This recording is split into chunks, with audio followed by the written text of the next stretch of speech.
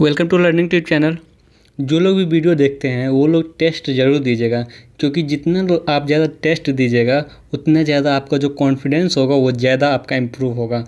किसी भी सेक्टर में, अगर चाहे आप जीके जीएस का बात कीजिए, चाहे मैथ का बात कीजिए, चाहे इंग्लिश का बात कीजिए, चाहे रीजनिंग का बात कीजिए, इस समय आप जितना ज़्यादा टेस्ट दीजिएगा उतना ज़्यादा आपको कॉन्फिडेंस मिलेगा।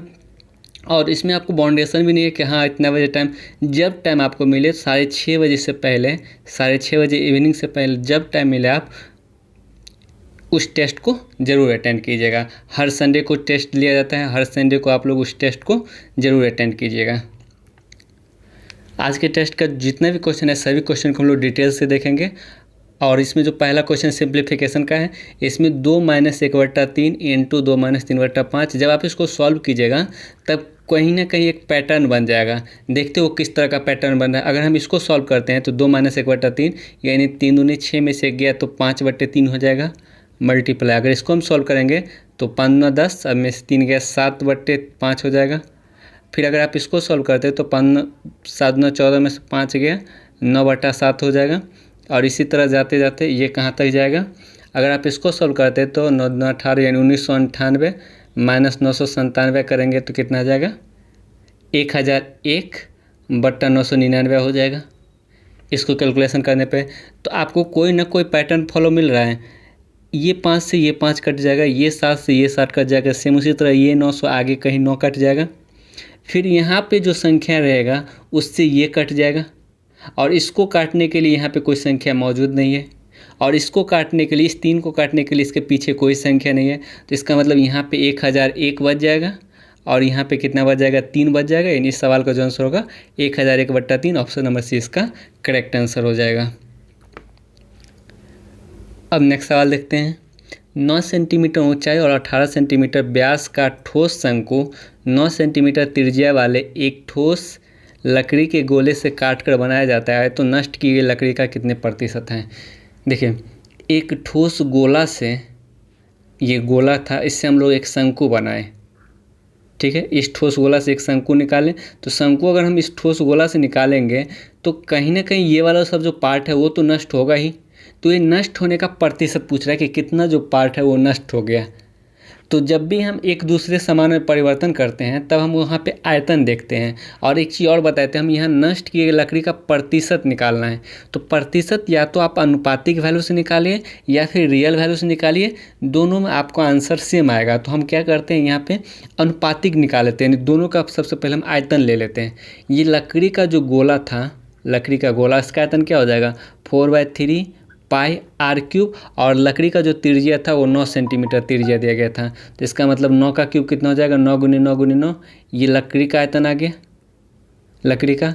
अगर हम शंकु का आयतन निकालें तो शंकु का आयतन क्या होता है 1/3 πr²। देखिए 18 सेंटीमीटर व्यास दिया गया तो त्रिज्या कितना हो जाएगा 9 × 9, और हाइट कितना, ऊंचाई कितना दिया गया, ऊंचाई भी 9 दिया गया × 9। ये 3 9 से ये तीनों 9 कट जाएगा, पाई से पाई कट जाएगा, और ये 3 से 3 कट जाएगा, यानी 4:1।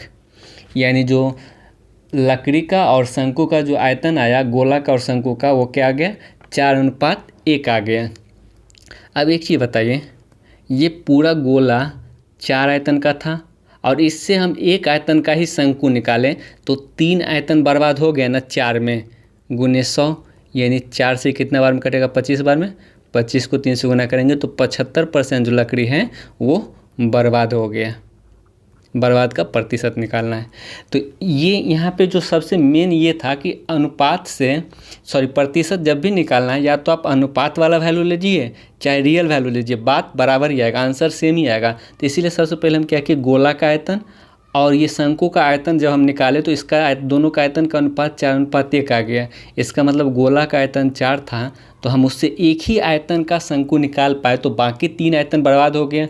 कितना में 4 में × 100, यानी जो बर्बाद प्रतिशत आएगा वो 75%, ऑप्शन नंबर डी इसका करेक्ट आंसर हो जाएगा।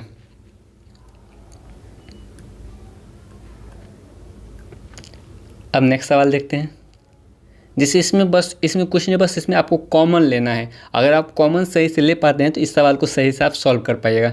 देखिए, इसमें जो नीचे वाले में अगर आप कॉमन लेने की कोशिश कीजिए 0.003 का स्क्वायर है ना, और ऊपर वाले में दशमलव के बाद 2 ही अंक है, यहाँ दशमलव के बाद 3 अंक है, तो हम क्या करते हैं 0.1 का स्क्वायर जो है हम लोग अगर कॉमन ले लेंगे तो यहाँ पे क्या बचेगा, दशमलव के बाद 1 अंक हम कॉमन ले लो तो अब दशमलव के बाद 2 अंक बचेगा, यानी 0.03 का स्क्वायर बच जाएगा। सेम उसी तरीके से अगर हम यहाँ पे 0.021 होना चाहिए, ये सवाल में थोड़ा सा करेक्शन कर लिया, 0.021 का स्क्वायर होना चाहिए। अगर हम इसमें भी 0.1 का स्क्वायर कॉमन लेते हैं, ठीक है, तो यहाँ क्या बचेगा 0.21 का स्क्वायर। अगर हम इसमें भी 0.1 का स्क्वायर अगर हम कॉमन लेते हैं तो यहाँ क्या बचेगा 0.065 का स्क्वायर मल्टीप्लाई में। अब इस तीनों में से हम क्या करते हैं 0.1 का स्क्वायर कॉमन ले लिए तो यहाँ क्या बचेगा 0.03 का स्क्वायर और प्लस 0. यहाँ पे सबके बीच में प्लस लगा होता 0.21 का स्क्वायर प्लस 0.065 का स्क्वायर, ये बचेगा और इससे ये कट जाएगा ऊपर वाला पार्ट। तो हमारे पास जो बचेगा वो क्या बच जाएगा, ऊपर में 1 बचेगा क्योंकि पूरा पार्ट कट गया और नीचे क्या बचेगा 0.1 का स्क्वायर बचेगा, ये पूरा रूट अंडर में। अगर हम 0.1 का स्क्वायर करेंगे तो यानी इसको लिख सकते हैं 0.1 गुने 0.1 और ये दशमलव को हटाएंगे तो ये 2 जीरो ऊपर चला जाएगा, 100 हो जाएगा और 100 का अंदर रूट निकालेंगे तो 10 आ जाएगा। यानी इस सवाल का जो करेक्ट आंसर होगा ऑप्शन नंबर बी हो जाएगा। यानी यहाँ पे मेन जो था वो कॉमन लेना था।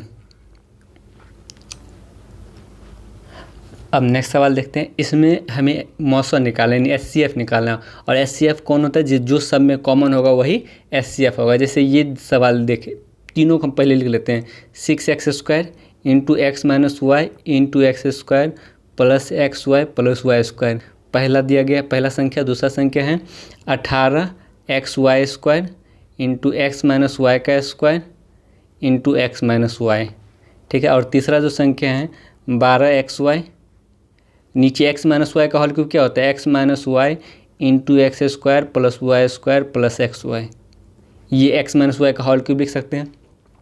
तो इस तीनों में आपका कौन संख्या कौन मिल दिख रहा है। पहले आप ये संख्या 6, 12, 18 का SCF ले लेंगे तो 6, 12, 18 का अगर हम SCF लेंगे तो 6 आ जाएगा, ठीक है। अगर इसमें हम देखें तो इसमें क्या चीज़ कॉमन मिला है, x कॉमन मिल रहा है। यहाँ पे एक x, यहाँ भी एक x, यहाँ पे भी एक x, तो ये x SCF आ जाएगा। y तो कॉमन इसमें है नहीं तो y SCF तो आएगा नहीं।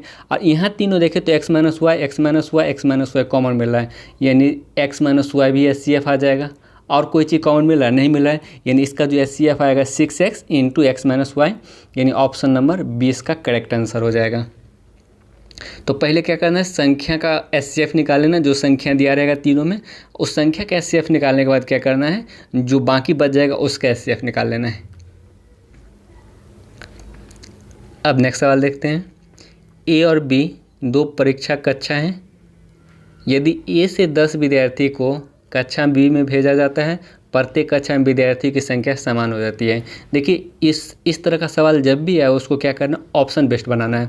तो अगर मान चलिए A से 10 विद्यार्थी हम B में भेज देते हैं तो कक्षा में जब प्रत्येक कक्षा में विद्यार्थी की संख्या समान होता है। देखिए अगर हम A से 10 विद्यार्थी इसमें भेजेंगे तो इसमें 90 हो जाएगा, 10 घट जाएगा और इसमें कितना हो जाएगा 90 हो जाएगा, इसमें 10 जुटेगा तो यानी समान हो रहा है, यानी ऑप्शन नंबर ए पॉसिबल है। अगर ऑप्शन नंबर बी देखें, अगर हम A से 10 विद्यार्थी भेजेंगे तो ये 70 हो जाएगा और ये 110 हो जाएगा। क्या ये दोनों समान हुआ, नहीं हुआ, तो ऑप्शन नंबर बी हट जाएगा। यानी A से अगर हम 10 विद्यार्थी B में ट्रांसफ़र करते हैं तो दोनों जगह बराबर हो जाना चाहिए। अगर हम C नंबर ऑप्शन लेते हैं, अगर इसमें से 10 विद्यार्थी हम ट्रांसफ़र करेंगे तो ये 110 हो जाएगा और इसमें 10 विद्यार्थी आएगा तो ये 110 बढ़ जाएगा तो यानी 110 होगा, दोनों कक्षा में समान हो गए। C नंबर ऑप्शन भी पॉसिबल है। अगर हम D नंबर देखें, इसमें से हम 10 विद्यार्थी ट्रांसफ़र करेंगे तो ये 90 हो जाएगा और इसमें 10 विद्यार्थी आएगा तो ये 130 हो जाएगा। तो क्या दोनों बराबर हुआ, बराबर नहीं हो पाया, तो इसका मतलब D ऑप्शन भी नहीं हो पाएगा। पहला स्टेटमेंट से हमें पहला जो स्टेटमेंट है वो 2 ऑप्शन को सेटिस्फाइड कर रहा है। अब हम नेक्स्ट स्टेटमेंट देखते हैं। नेक्स्ट स्टेटमेंट से हम इस दोनों में पता कर पाएंगे कि कौन सा आंसर होगा। अब क्या बोला, यदि कक्षा बी से 20 विद्यार्थी को कक्षा ए में भेजा जाता है तो ए में विद्यार्थी की संख्या कक्षा बी की अपेक्षा दोगुनी हो जाती है। यानी जब हम बी से 20 विद्यार्थी ए में ट्रांसफ़र किए, यानी अगर हम बी से 20 विद्यार्थी को निकालेंगे तो इसमें 60 हो जाएगा, और इसमें अगर हम 20 विद्यार्थी को इसमें जोड़ देंगे तो ये 120 हो जाएगा। तो कक्षा ए में बी का दोगुना हो गया, यानी ये ऑप्शन इसका करेक्ट आंसर हो जाएगा, ऑप्शन नंबर ए। अगर हम सी नंबर ऑप्शन देखते हैं, देखिए इसमें अगर हम 20 विद्यार्थी को निकालेंगे तो इसमें 80 विद्यार्थी हो जाएगा। अगर हम इसमें 20 निकाल कर ए में 20 विद्यार्थी डालेंगे तो 140 हो जाएगा। क्या यहाँ पे डबल हुआ? डबल नहीं हो पाया, इसीलिए ये ऑप्शन नहीं होगा। एक ही आंसर ऑप्शन नंबर ए इसका करेक्ट आंसर हो जाएगा। तो इस तरह का सवाल जब भी है उसको क्या करना है, ऑप्शन बेस्ड बना लेना है। अब नेक्स्ट सवाल देखते हैं। M39048458 ये जो संख्या है वो 8 और 11 दोनों से विभाजित है, तो m और n के स्थान पे कौन सा संख्या आएगा? देखिए जो संख्या 8 से विभाजित होता है उसका क्या नियम होता है कि लास्ट का 3 अंक अगर 8 से विभाजित हो रहा है तो इसका मतलब वो संख्या 8 से विभाजित होगा। अगर हम लास्ट का 3 अंक चेक करें 8 से विभाजित होने के लिए तो यानी 8 7 56 तो लग जाएगा, बचेगा 2। n की जगह पे अगर 4 रहेगा तभी तो 8 को 3 से गुना करेंगे तो 24 आ जाएगा और ये कट जाएगा। यानी इसका मतलब ये क्या हुआ कि n के जगह पे क्या आना चाहिए, 4 आना चाहिए। यानी हम ये निकाल लिए कि n का जो मान आया वो 4 आया।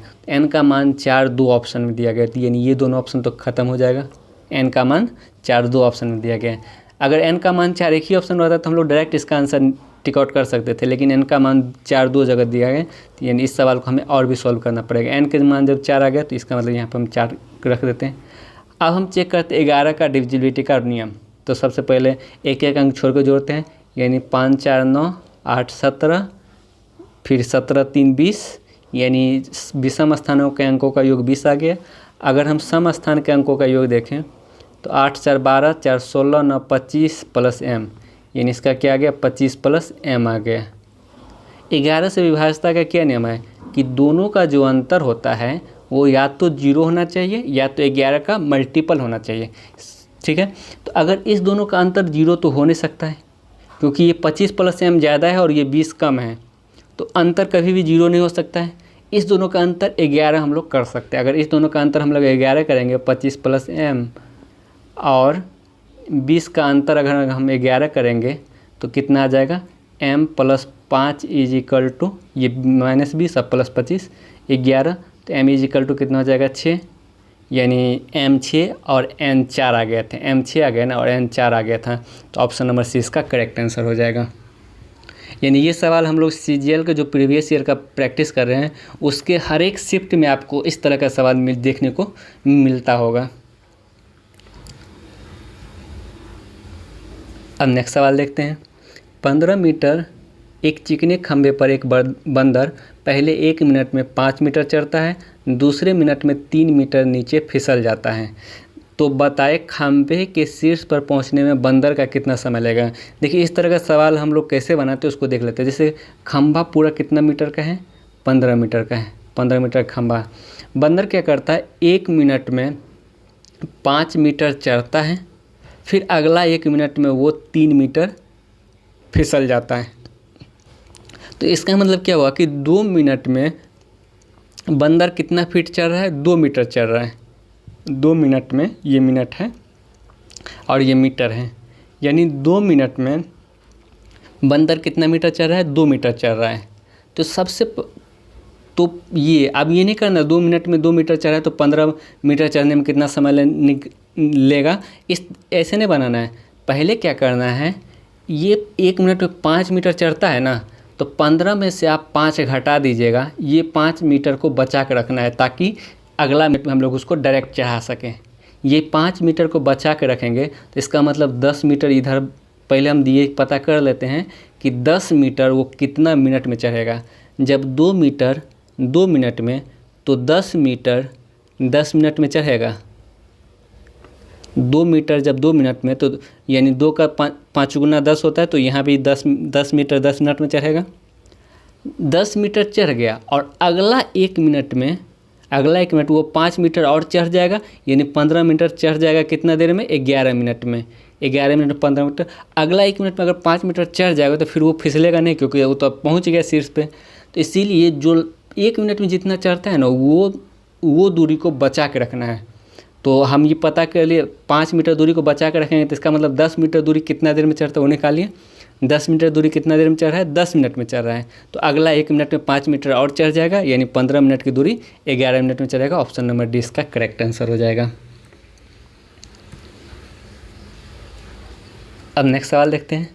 4 आभास संख्या बढ़ते हुए क्रम में है। प्रथम 3 का गुणनफल 385 और अंतिम 3 का गुणनफल 1001 है। तो पहली संख्या ज्ञात करें। देखिए 385 प्रथम 3 का गुणनफल है, तो अगर हम इसको फैक्टर करते हैं तो ये 5 से कितना बार लगेगा, यानी 5 7 35 और 5 7 35 77 बार में। और ये 77 को अगर हम फैक्टर करते हैं तो 7 गुने 11। देखिए 3 आभास संख्या बढ़ते हुए क्रम है ना, 5 7 11।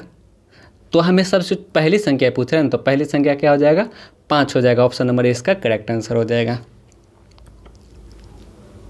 अब नेक्स्ट सवाल देखते हैं। x बराबर 16 की स्थिति में व्यंजक x power 4 minus 17x³ plus 17x² minus 17x plus 17 का मान क्या होगा। देखिए अगर x पावर 16 अगर इसमें पुट करके सवाल को सॉल्व करने की कोशिश की जाए तो बहुत ज़्यादा लंबा हो जाएगा। अगर सिंपल वे में सॉल्व करने की कोशिश कीजिएगा, ये बहुत ही कम समय में ये सवाल बनेगा। कैसे बनेगा वो देख लेते हैं।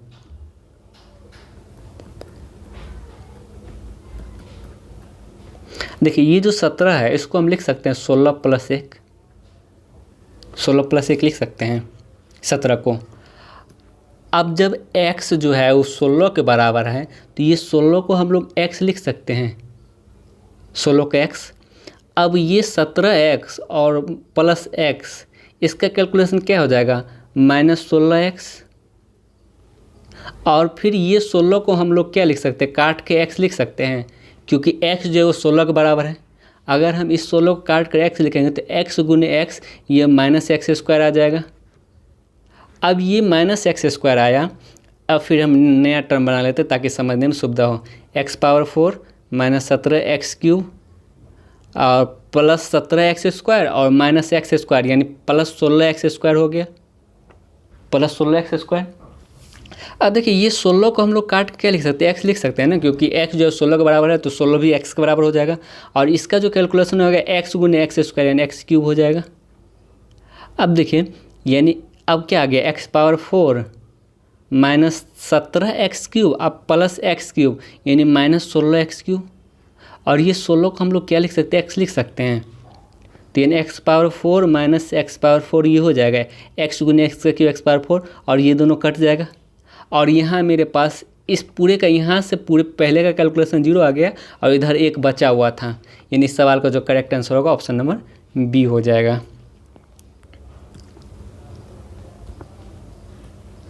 अब नेक्स्ट सवाल देखते हैं। किसी फिल्म में टिकट के प्रति व्यक्ति का मूल्य जो है प्रथम दिन 15, दूसरा दिन 7.5 और तीसरा दिन 2.5 रुपया था। तीनों दिन टिकट खरीदने वाले व्यक्तियों का जो अनुपात था 2, 5, 13 था। तो टिकट का प्रति व्यक्ति औसत मूल्य ज्ञात करें। सबसे पहले फर्स्ट, सेकेंड और थर्ड डे जो मूल्य था टिकट का मूल्य वो कितना था, पहला दिन 15 था, दूसरा दिन 7.5 था और तीसरा दिन 2.5 था। और उसमें जो संख्या था व्यक्ति को खरीदने वाले की संख्या, वो पहला दिन 2 व्यक्ति खरीदा था, दूसरा दिन 5 और तीसरा दिन 13। तो हमें प्रति व्यक्ति औसत मूल्य निकालना है। तो औसत मूल्य निकालने के लिए हमें क्या करना पड़ेगा, टोटल मूल्य को, औसत मूल्य निकालने के लिए टोटल मूल्य को टोटल व्यक्ति से डिवाइड करना पड़ेगा। तो सबसे पहले हम टोटल मूल्य यहाँ से निकाल लेते हैं। पहला दिन 15 रुपये दाम था, 2 व्यक्ति देखा तो यानी 30 रुपये टोटल मूल्य आ जाएगा। दूसरा दिन 7.5 रुपये दाम था, 5 व्यक्ति देखा तो यानी 37.5 रुपये आ जाएगा टोटल। और तीसरा दिन 25 यानी 2.5 रुपये दाम था और 13 व्यक्ति देखा यानी 20.5 आ जाएगा। 1 मिनट, 32.5 आ जाएगा, 32.5। इसका मतलब टोटल रुपया कितना आ गया, यानी 5, 5, 10, 7, 2, 1, 10, यानी टोटल रुपया ये 100 आ जाएगा। टोटल रुपया कितना आ गया, 100 रुपया आ गया। और टोटल व्यक्ति कितना आया, यानी 13, 5, 18, 2, 20, यानी टोटल व्यक्ति 20। अगर हमें औसत प्रति व्यक्ति औसत मूल्य निकालना है तो औसत मूल्य बराबर क्या है, तो टोटल मूल्य बटा टोटल व्यक्ति। टोटल मूल्य 100 आ गया था और टोटल व्यक्ति 20, डिवाइड करेंगे तो आंसर 5 आएगा। यानी इसका मतलब जो औसत मूल्य आएगा वो 5, ऑप्शन नंबर ए इसका करेक्ट आंसर हो जाएगा।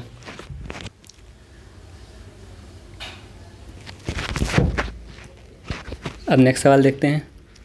यदि किसी परिवार में 3 बच्चे की औसत आयु पिता और सबसे बड़े बच्चे की औसत आयु का 20% है। 3 बच्चा हम ABC मान लेते हैं, 3 बच्चा ABC, इसका जो औसत आयु है 3 से डिवाइड कर देंगे। औसत आयु पिता यानी फादर और सबसे बड़ा बच्चा हम C मान लेते हैं, इसकी औसत आयु का 20% है। इसकी औसत आयु का 20% है। पहला इक्वेशन आ गया। माँ और सबसे छोटे बच्चे की कुल आयु यानी उसके मदर और सबसे छोटा बच्चा हम लोग A माने थे, इसका जो कुल आयु है 39 वर्ष है और पिता की आयु 26 वर्ष है। इसका औसत 39 था तो टोटल कितना हो जाएगा 78, और पिता की आयु 26 है तो दूसरे बच्चे का यानी B का आयु निकालना है। तो क्या आप B का आयु पता कर सकते हैं? नहीं पता कर सकते, क्योंकि हमें केवल पिता की आयु ही पता है, हमें केवल पिता की आयु ही पता है। और वैसे भी देखें तो कितना वेरिएबल है, 1 2 3 और ये 4 वेरिएबल हैं और 3 ही इक्वेशन दिया गया है।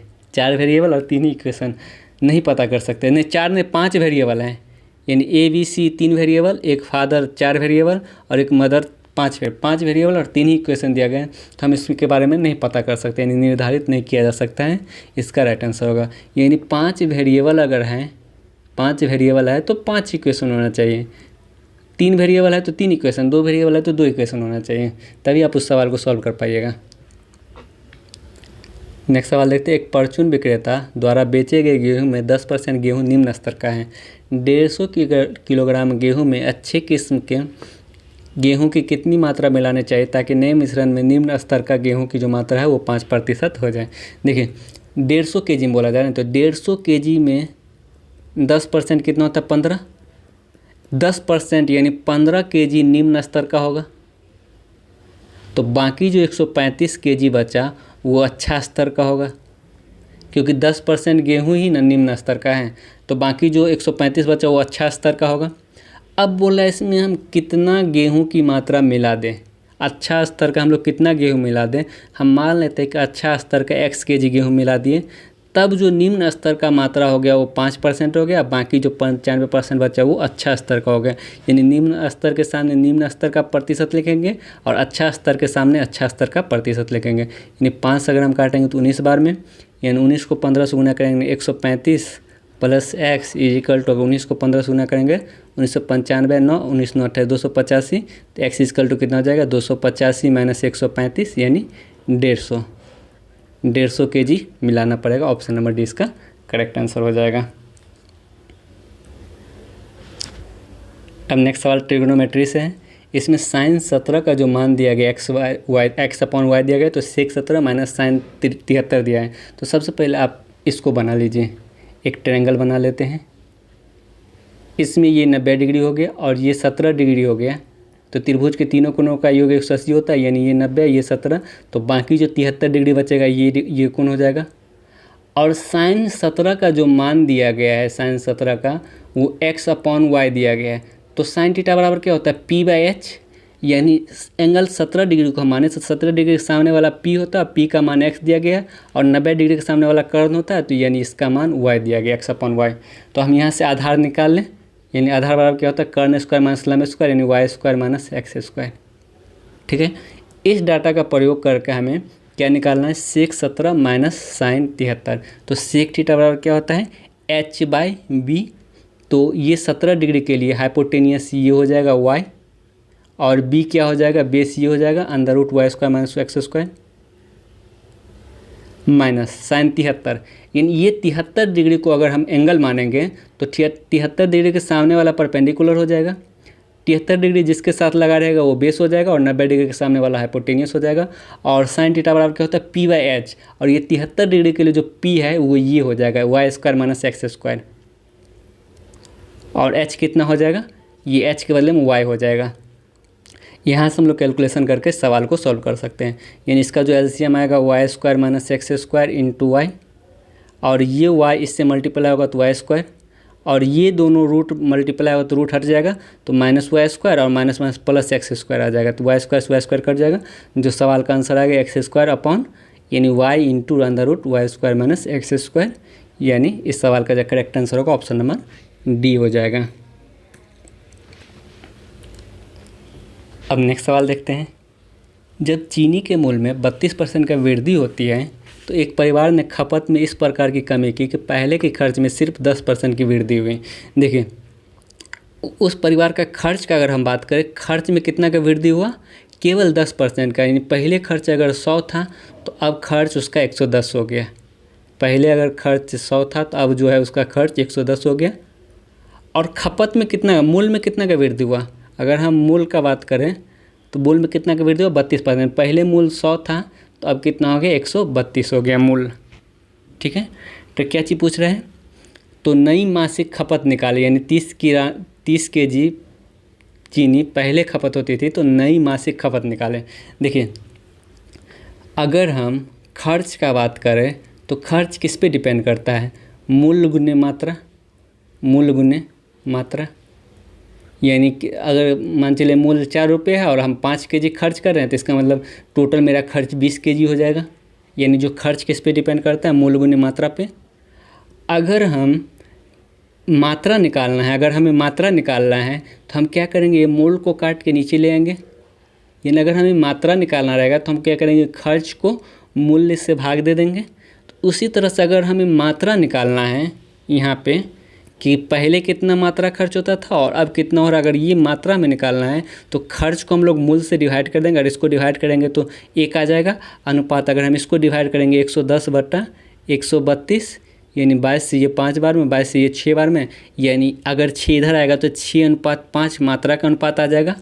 इसका मतलब क्या हुआ कि पहले अगर 6 kg खपत होता था तो अब कितना खपत हो रहा है, 5 kg खपत हो रहा है।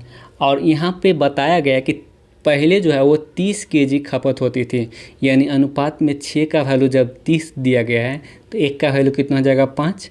तो बोल रहा चीनी की नई मासिक खपत कितना, नया मासिक खपत 5 था, जब 1 का वैल्यू 5 तो 5 का वैल्यू क्या हो जाएगा, 25 kg, यानी जो नया मासिक खपत होगा वो 25 kg। ऑप्शन नंबर सी इसका करेक्ट आंसर हो जाएगा। ये चीज़ हम लोग ये परसेंटेज चैप्टर में इसको हम लोग अच्छे से, इस पर एक टॉपिक बना हुआ है, ये खर्च पे आधारित सवाल, उस पे हम लोग देख चुके थे। अब ये रेस एंड गेम का सवाल है, इसको हम लोग कैसे बनाते हैं वो हम देख लेते हैं। इसको बनाने का सबसे बेस्ट तरीका होगा अनुपातिक विधि से बनाना है। जैसे अगर 600 मीटर में हम बात करें, 600 मीटर में ए और बी में, 600 मीटर में ए जो है बी को 60 मीटर से पराजित कर देता है। यानी बी अगर देखिए 1 मिनट, ए बी को पराजित कर रहा है ना, अगर ए 600 मीटर जाता है तो बी 540 मीटर ही जाएगा, क्योंकि 60 मीटर से पराजित कर देता है, तो यानी 540 मीटर ही कवर कर पाएगा। अगर हम अनुपात बात करें तो 6 से 10 बार में और 6 से ये 9 बार में, यानी 60 से अगर हम काटेंगे तो 10:9 हो जाएगा ए बी के चाल का अनुपात। अगर हम बात करें 500 मीटर में, 500 मीटर में अगर हम बात करें, 500 मीटर में बी और सी का अगर हम बात करें, बी सी को 25 मीटर से पराजित करता है। यानी 500 मीटर में बी अगर 500 मीटर जाता है तो सी 475 मीटर ही जाएगा, क्योंकि 25 मीटर से पराजित हो जाता है। अगर हम यहाँ देखें तो 25 से कितना बार में, 25 × 50 20 बार में, और 25 से ये 25 सेकंड 25 19 बार में, यानी बी सी के जो दूरी का अनुपात आ गया 20:19 आ गया। तो हम यहाँ से ए बी सी तीनों के दूरी का अनुपात निकाल सकते हैं। ए बी के जो दूरी का अनुपात आया 10:9 और बी सी के जो दूरी का अनुपात आया 20:19, तो ए बी सी के जो दूरी का अनुपात आया कितना जाएगा, ये 200 अनुपात 180 अनुपात 19 को 9 से गुना करेंगे 171। इसका मतलब ये हुआ कि जितना देर में बी 200 चलेगा उतना ही देर में ये 180 चलेगा, उतना ही देर में ये 171 चलेगा। अब यहाँ बोला जा रहा है कि 400 मीटर में ए सी को कितने मीटर से पराजित करेगा। जब दूरी का अनुपात आ गया ए बी सी में तो क्या देख रहे हैं, जब ये 200 जा रहा है तो ये 171 जा रहा है, यानी 200 मीटर के रेस में ए सी को कितना मीटर से पराजित कर रहा है, 29 मीटर से पराजित कर रहा है। 200 मीटर की गेम में AC को कितना मीटर से पराजित कर रहा है, 29 मीटर से पराजित कर रहा है। तो हमें 400 मीटर के दौर में निकालना है ना, तो यानी 400 मीटर के दौर में यानी दोगुना मीटर दूरी जब दोगुना हुआ तो इधर भी दोगुना हो जाएगा, यानी 58 मीटर से हरा देगा। ऑप्शन नंबर सी इसका करेक्ट आंसर हो जाएगा इसका। या फिर इस तरीके से भी निकाल सकते हैं, 200 में 29 मीटर से हरा रहा है तो 1 मीटर में 29/200 और 400 मीटर में 29/200 गुने 400, तो भी इसका आंसर 58 आएगा। ऑप्शन नंबर सी इसका करेक्ट आंसर हो जाएगा।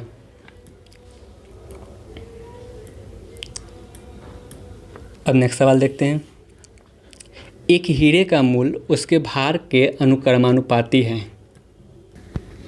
यहाँ पे जो सवाल होना चाहिए था कि एक हीरे का मूल्य उसके भार के वर्ग के अनुक्रमानुपाती है, वर्ग के अनुक्रमानुपाती है।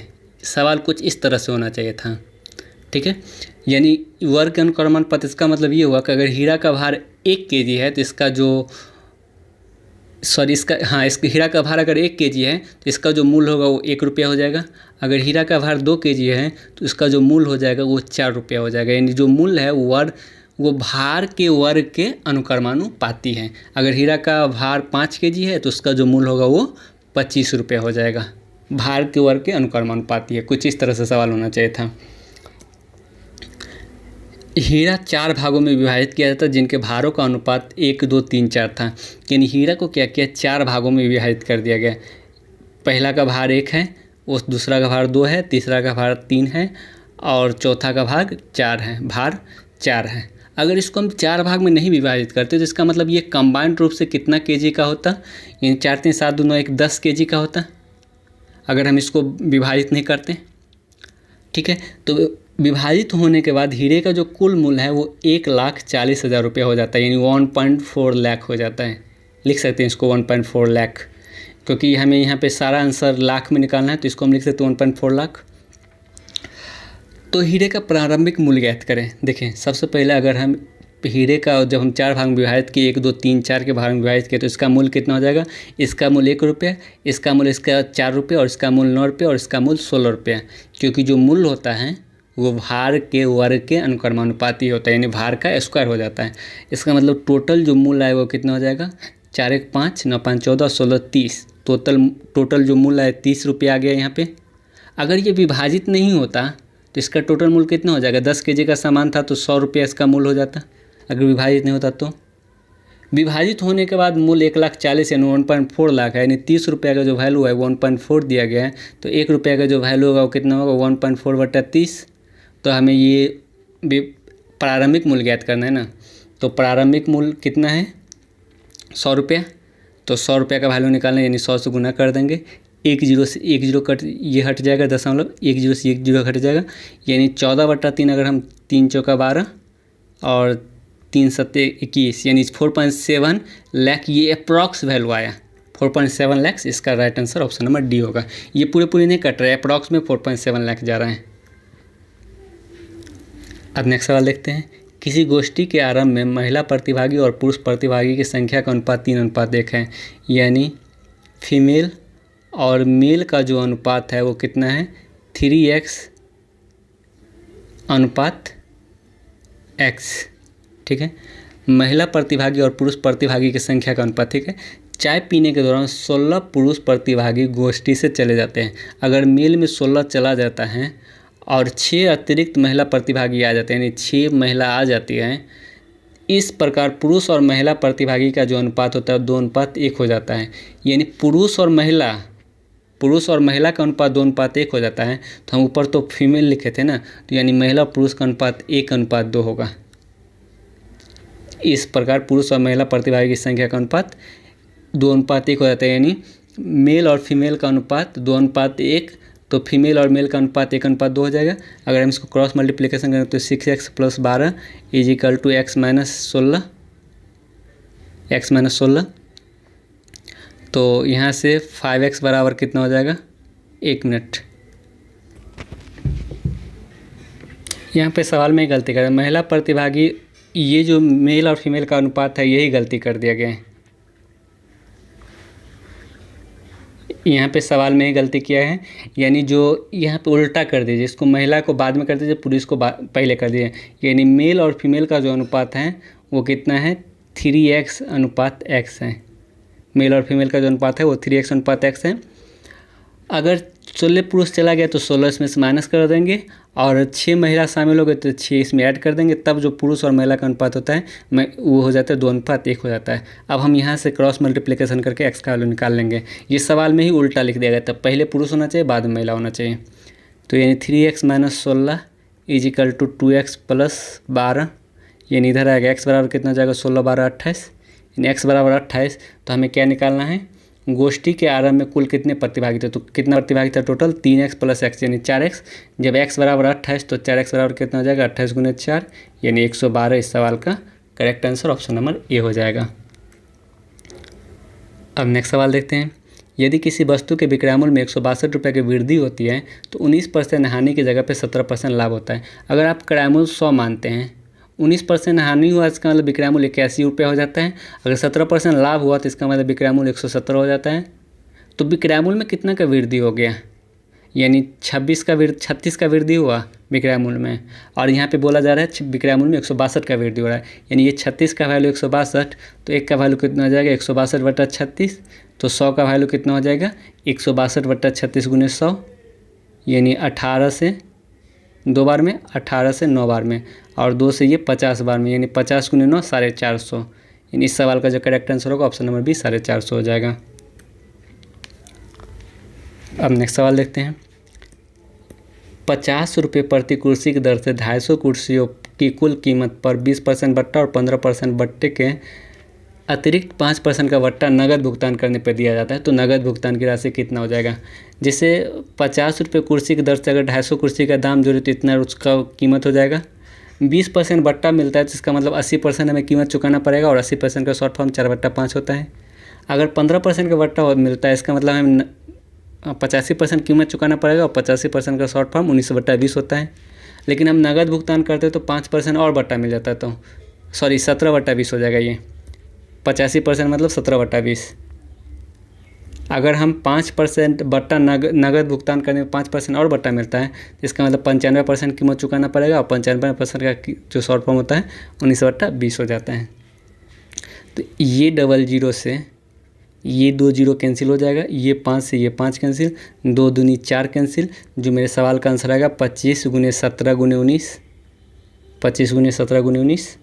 अगर हम 25 को 19 से गुना करेंगे तो, या फिर 25 को 17 से गुना करते हैं, 17 × 5 = 85, 8 17 × 34 7 42, 425 × 19, यानी 19 × 5 = 95 9, 19 × 9 = 38 9 47 4, और 1900 के 76 4 80, यानी 8075।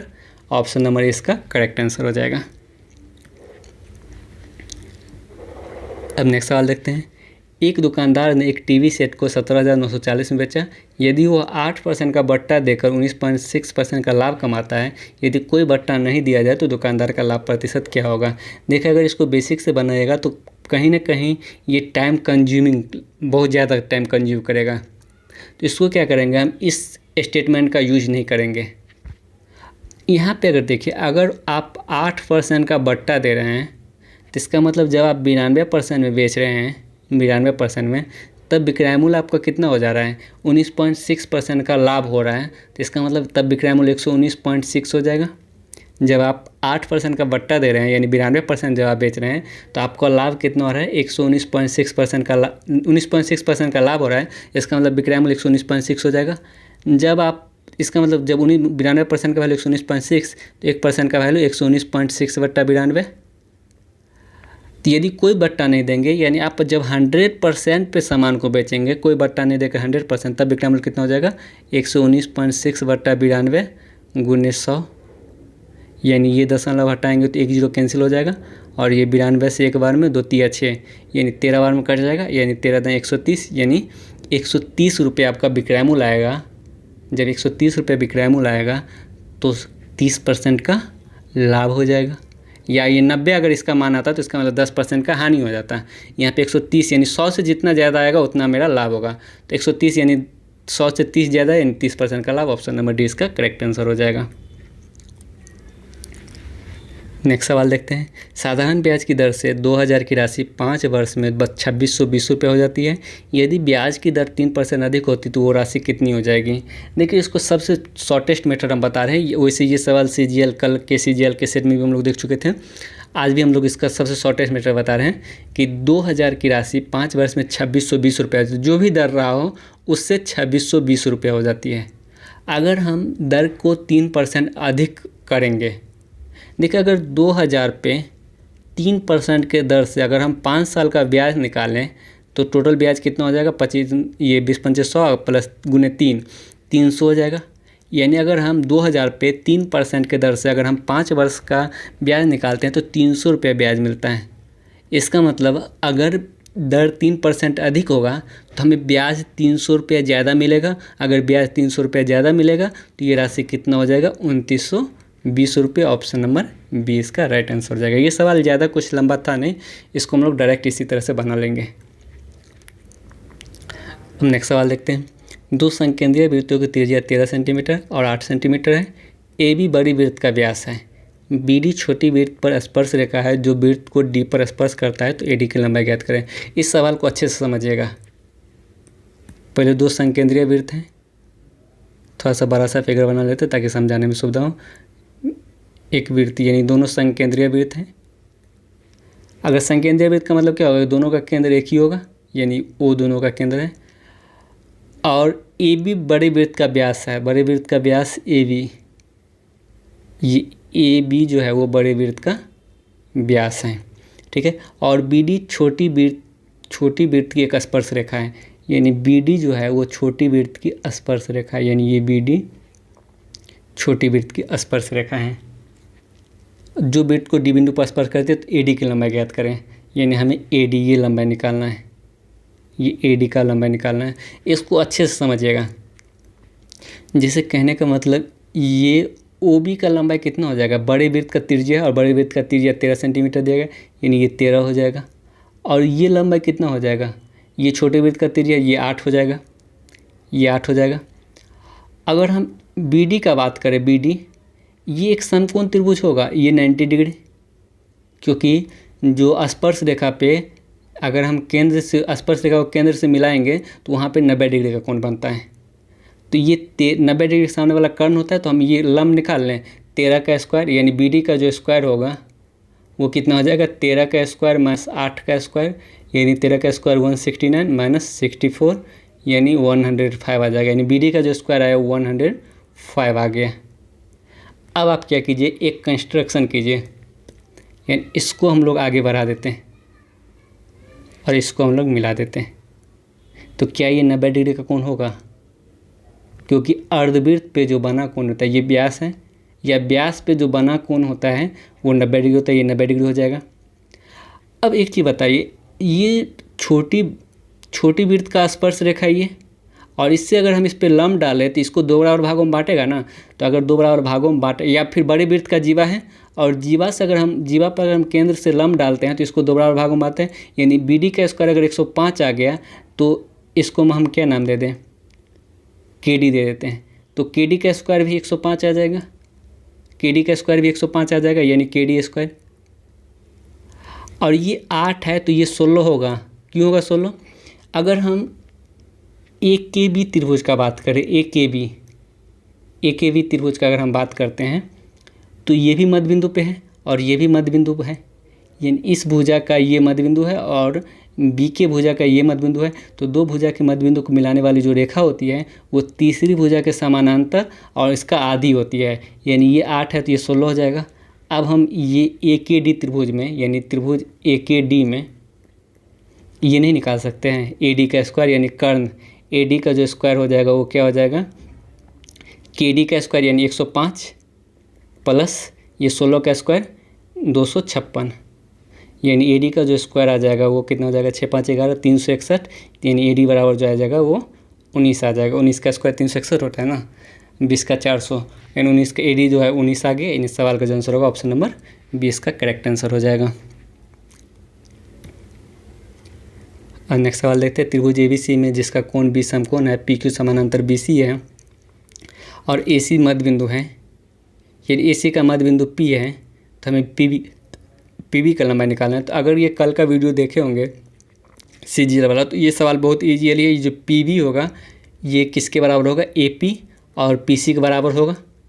अगर ये मध्य बिंदु पे है, ये मध्य बिंदु, जब ये तीनों रेखा बराबर होगा तो इसका मतलब ये जो भुजा होगा इस पूरे एसी का आधा हो जाएगा। ऑप्शन नंबर 20 का करेक्ट आंसर हो जाएगा। ये 10 सेकंड का सवाल था। अगर कल का वीडियो देखोगे तो 5 सेकंड में ये सवाल इजीली सॉल्व हो जाता है। जैसे ही देखते हैं ये मध्य बिंदु पर है, कल ही बताए थे कि अगर मान चलिए समकोण त्रिभुज में ABC में अगर D मध्य बिंदु पे है तो इसका मतलब ये जो BD होगा वो BD का जो लंबाई होगा ये AD और DC के बराबर हो जाएगा। क्यों?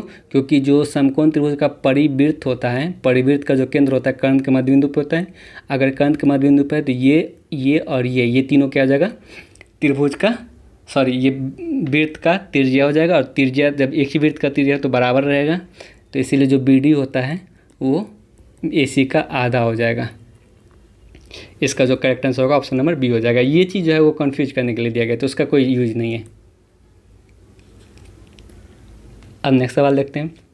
ABC किसी काम को 8, 16 और 24 दिनों में कर सकते हुए एक साथ काम आरंभ करते हैं और एक काम की समाप्ति तक कार्य करता है। C 2 दिन पहले काम छोड़ देता है और B कार्य समाप्ति से एक दिन पहले तक काम करता है। देखिए, अगर आप मान लीजिए कि टोटल काम पूछा है कार्य समाप्ति का समय क्या है, अगर आप मान लेते हैं कि टोटल काम एक दिन में कर रहे हैं, टोटल काम एक दिन में, तो एक काम की समाप्ति तक कार्य करता है। तो x दिन में एक कितना भाग कर देगा, एक टोटल काम को 8 दिन में करता है तो x दिन में x/8 भाग कर देगा। और B कार्य समाप्ति के एक दिन पहले तक काम करता है। B टोटल काम को 16 दिन में करता है। अच्छा, B कितना दिन करेगा, कार्य समाप्त हुआ x दिन में, एक दिन पहले छोड़ा तो इसका मतलब B x-1 दिन तक काम करेगा। और अगर B टोटल काम को 16 दिन में समाप्त करता है तो x-1 दिन में x-1/16 भाग काम कर देगा। और C के बारे में अगर बात करें तो C 2 दिन के बाद काम छोड़ देता है, तो 2 दिन में ये कितना भाग कर देगा, 2/24 भाग कर देगा। टोटल काम को 24 दिन में करता है तो 2 दिन 2/24, और टोटल काम का भाग जो मिलेगा वो 1 हो जाएगा। ठीक है, तो ये 1/12 आ जाएगा, 1/12। अब हम क्या करते हैं, इसका कैलकुलेशन करेंगे तो 16 LCM आ जाएगा इस दोनों का, और ये 8 से 2 बार यानी 2x + x-1, और ये 1/12 को हम उधर करेंगे तो 11/12 हो जाएगा। यानी यहाँ पे अगर हम कैलकुलेशन करते हैं तो ये 3x-1/16 = 11/12, यानी 4 से 3 बार में, 4 से 4 बार में, 3x-1 बराबर कितना हो जाएगा, 44/3, और ये -1 आएगा तो +1 इधर आ जाएगा यानी 47/3। तो x बराबर कितना हो जाएगा, 47/3 ये आ गया, और ये 3 कट किधर आएगा तो 47/9 यानी 5.2/9 दिन आएगा। यानी 5 दिन तो कंप्लीट लगेगा, लेकिन छठा दिन का 2/9 भाग लगेगा। तो इसका मतलब हम कह सकते हैं काम समाप्त होने में 6 दिन लगेगा, क्योंकि छठा दिन भी तो व्यक्ति आ रहा है ना, तो इसलिए काम समाप्त होने में 6 दिन लगेगा। इसको हम लोग अप्रॉक्स में लेकर चल रहे हैं, क्योंकि 5 दिन तो कंप्लीट लग ही रहा है और छठा दिन का 2/9 भाग लग रहा है, यानी छठा दिन भी काम हो रहा है। तो इसका मतलब काम समाप्त होने में कितना दिन लगेगा, 6 दिन लगेगा। नेक्स्ट सवाल देखते हैं। अनु किसी काम को 10 दिन में पूरा कर सकती है। मनु अनु से 25% अधिक सक्षम है। सोनू मनु से 60% अधिक सक्षम है। यानी पहले अनु और मनु का निकाल लेते हैं, फिर मनु और सोनू का निकाल लेंगे। मनु और सोनू का अनुपात निकाल लेते हैं क्षमता का। मनु जो है अनु से 25% अधिक सक्षम है। यानी अनु का क्षमता 100 तो मनु का क्षमता 125, यानी उसका जो अनुपात होगा वो 4:5 आ गया। और सोनू जो है मनु से 60% अधिक है, यानी मनु अगर 100 तो सोनू 160, यानी 20 से 5 बार में, 20 से 8 बार में 5:8 आ गया। तो यहाँ पे अनु, मनु और सोनू का जो अनुपात आ गया 4:5:8 आ गया, 4:5:8 आ गया। यहाँ पे दोनों सेम था इसीलिए 4:5:8 ले लिया। अगर यहाँ पे अलग रहता तब 4:5:8 इस तरह से हम फिर गुना करके तब निकालते हैं। तो उसके जो क्षमता का अनुपात आ गया 4:5:8 आ गया। अब क्या बोला जा रहा है कि अनु किसी काम को 10 दिन में पूरा कर सकते हैं। यानी अनु का क्षमता 4, जब 4 क्षमता तो 10 दिन लेता है, 1 क्षमता तो 40 दिन। जैसे ही क्षमता कम होगा तो दिन ज़्यादा होगा, ज़्यादा होगा तो मतलब गुना करना पड़ेगा।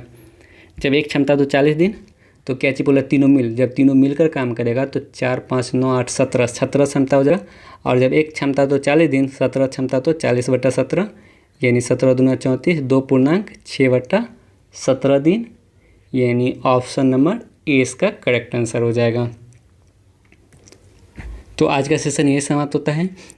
वीडियो को आप लोग एक बार ज़रूर शेयर कर दीजिएगा और लाइक भी ज़रूर कर दीजिएगा, और जो लोग अभी तक चैनल को सब्सक्राइब नहीं, चैनल को ज़रूर सब्सक्राइब कीजिएगा और अपने दोस्तों के बीच ज़रूर से ज़रूर शेयर कीजिएगा, ताकि जितने भी जो भी लोग कंपटीशन का तैयारी करते हैं वो लोग इस सेशन का फ़ायदा ले सकें।